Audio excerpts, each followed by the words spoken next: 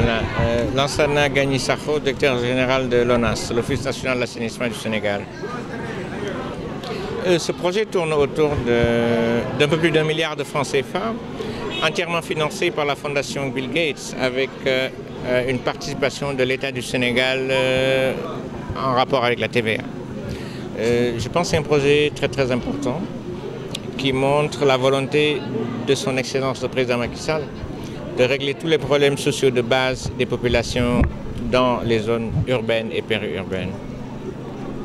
Et quel impact ce projet peut avoir dans le quotidien? L'impact de ce projet, c'est en rapport avec la vision de l'ONAS, c'est l'amélioration du cadre de vie des populations. Ça, c'est la première chose. Mais derrière ce projet aussi, c'est un projet pilote. Il y a le renforcement des capacités du secteur privé et derrière, création d'emplois. Je pense que c'est une innovation majeure de ce que nous avons l'habitude de faire.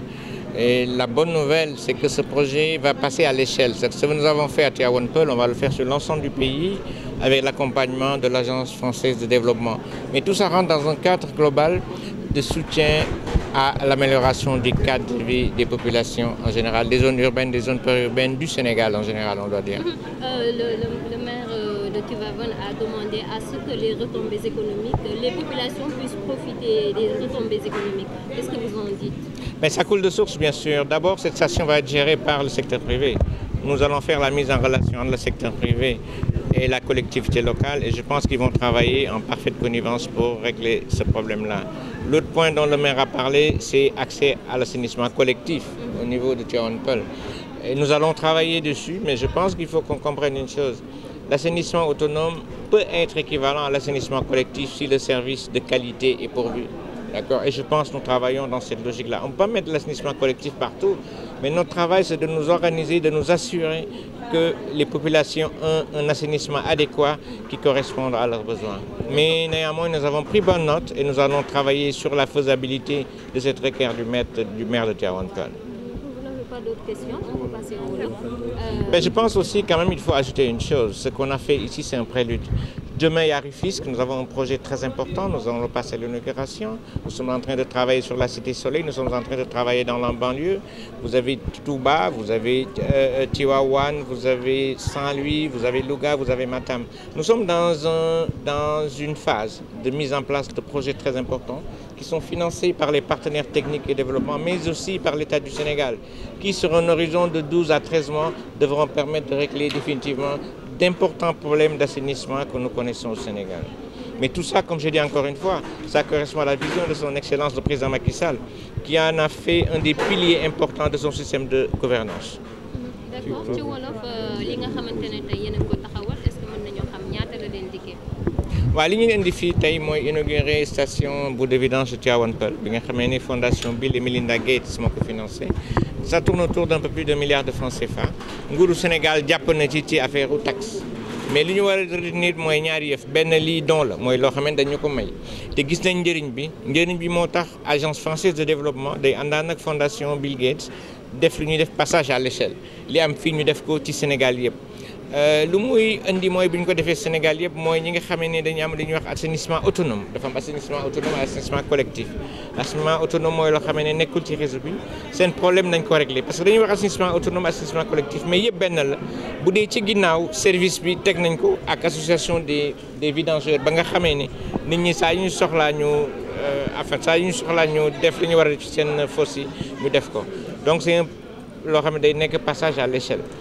beneen bi mooy lii dafa nekk commencement ci lan ci politique assainissement son excellence le président Macky Sall nañ jóge fii tey defe naa ci fan yu néew nañu commencé liggéey bu am solo bu ñuy def Rufisque après Rufisque am na Cité Soleil après am na banlieue bi après am na benn programme bu ñuy wax programme des 10 villes du Sénégal muy Saint-Louis muy Louga muy Touba muy Kaolack muy Tivaouane ak dëkk yu bëri daal mas na fukk yoo xam ne nañu démarré programme yi bi nga xamee ne fii ak diir yu néew defe naa affaire u assainissement waxuma nañu régler lépp de mais li ñu ëpp solo defe naa dinañ ko régler ci diir bu gaaw loolu lu muy wane encore une fois mooy taxawu nguur gi taxawu son excellence le président Macky Sall pour affaire u assainissement jafe-jafe yu nekk yëpp mun fi jóge ci diir bu gàtt. waaw gestion bi mooy sànq defe naa préfet bi wax na ko defar ouvrage dara la mais da nga war a seet boo defaree naka la ñu mën a def parce que bor la pour mun bañ a yàqu ci benn at war a ñaari at loolu moo tax dañ ciy dugal loxo ci secteur privé loolu option bu claire la boo xamee ne léegi bu ñu defaree dara dañ koy jox ñi nga xamee ne seen liggéey daf ci màcc te mën nañ ko ñu dénk leen ko comme ça population bi am mën service de qualité bu mën a dem mais surtout ouvrage bi nga xamee ne nguur gi dafa leb xaalis ci yeneen zones yi pour defar ko mën am li ñuy wax durabilité loo xamee ne fukki at la war dem mu dem fukki at mu bañ a dem ñaari at wala ñetti at loolu moo tax léegi dañ ciy dugal loxo secteur privé bi pour ñu gérer ko. tey jii maire gox bi nee na li nga xamante ne mooy retombées économiques yi ñii di waa dëkk bi bénéficié wu ci loolu nan moo si. waaw loolu li ñu ci xalaat mooy requête boo xamee ne dafa am solo et puis c'est une requête boo xamee ne dafa fondé nañ ci taxaw wax naa leen boole leen ak secteur privé. pour que secteur privé ak ñoom ñu waxtaan mais li ma wóor mooy nañu gis nañu am solution nañu am loo xamee ne ñaari parties yëpp dinañ ci kontaan secteur privé dafay dëgg la dafay gérer mais aussi dafay taxaw comme ñun pour askan wi defe naa bu ñu waxtaanee nañu am solution ñoom ñaar. wàllu assainissement dëkk bi. waaw assainissement dëkk bi mooy assainissement collectif loolu la wax mooy nga tegal leen égout mooy li ma wax sànq dañuy def souvent fixation ci assainissement collectif. dëgg la ñëpp loolu la ñu bëgg loolu moo li war a am mais am na loo xam ne mën nga ko def tey am na loo xam ne mënoo ko def xam nga lépp mënul sotti ci benn fan loolu moo tax li ñuy def nañu seet li mu wax bu dee mën nañ ko am ñu taxaw ci bu gaaw parce que loolu moo tax aussi nguur gi teg ñu fi mais man li ma wóor mooy bu ñu amee tey liggéey bi ànd ak association des vidangeurs yi ak station bi nekk fii ñoom ci seen bopp nañu gis ne amélioration bu mag a mag dina am xëy na sax dootuñu laaj assainissement collectif bu ci yàlla andi. Merci. Fils, c'est quoi le vrai bilan de notre président de la République? C'est quoi? Regardez sur leral.net.